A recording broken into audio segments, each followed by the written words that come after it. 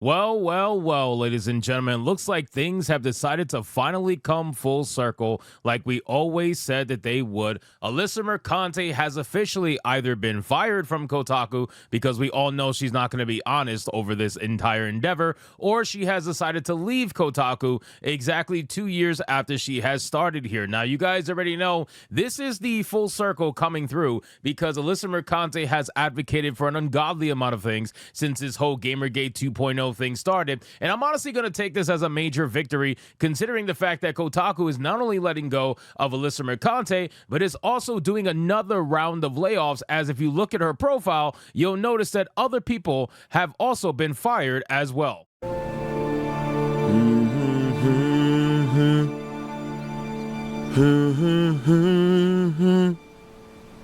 Hey, goodbye. Na na na na. Na na na na. Hey, goodbye.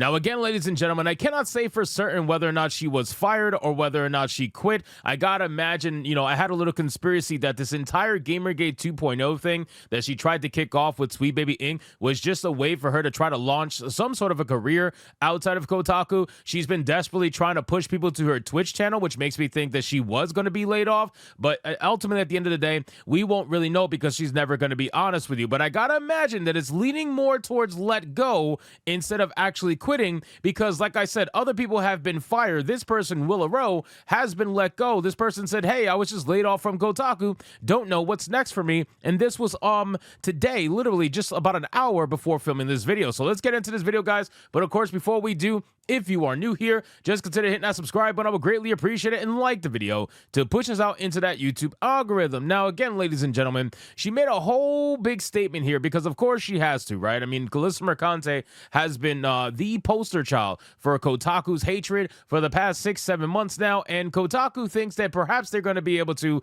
shy away from that hatred by getting rid of their biggest freaking letdown that they've ever hired. But let's look at her post here and see what she had to say. She said, work news. Why are you calling it work news if you're not working? But okay, work news. After exactly 2 years, I've decided to leave Kotaku and my role as senior editor. I am eternally grateful for Kotaku's editorial team and all that they taught me during my time there. They are some of the best in the business, and I will be forever proud to have shared a masthead with them. They continuously fight to maintain the editorial pillars that make Kotaku great and to hold on to the journalistic integrity in the face of increasing pressure to compromise that. Now, okay, ladies and gentlemen, let's make something very clear before we finish her statement. Nobody's asking for Kotaku to jeopardize their journalistic integrity because they're doing that already, right? Like, we don't have to ask them to do it because they themselves do it already, which is why Kotaku is on the forefront of every single joke that's possibly out there. Alyssa Mercante is the prime example of what it means to not have journalistic integrity. This is the whole reason why Gamergate 2.0 exploded after her article, because her article was literally without journalistic integrity and it was lying through omission. She chose to not tell you the truth about how Gamergate 2.0 started, and she chose to try to lie about it because she thought that that was going to be a way to run damage control for Sweet Baby Inc. Well, that backfired majorly, and now since she has no clout, she hasn't convinced. And also keep in mind something.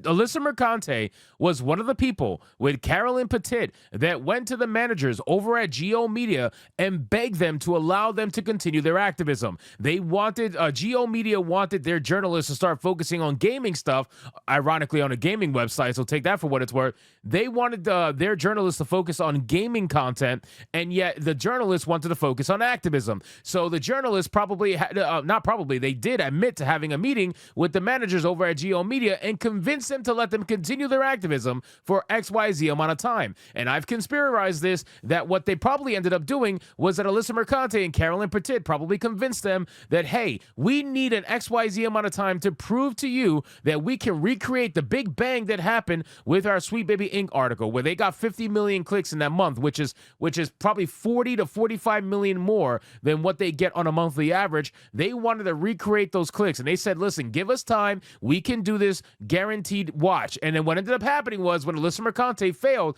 to recreate that fire, they got rid of her because she's not useful. She's absolutely useless in every metric. But let's finish what she said. It's been a long few months during which I've learned a lot about myself and my value as both a woman and a writer. Aren't you like non-binary? Like, don't you have like pronouns or something? I don't know. Anyway, you're not even a writer. This is the right decision for me. I have some things coming down the pike, so keep your eyes peeled. She's most likely going to go into some form of consultancy. How much do you want to bet? I would bet so much money that Alyssa Mercante is going to go into some form of consultancy work. She'll probably end up working for Sweet Baby Inc. You want to know why I think that? Because she just recently took a trip to Canada.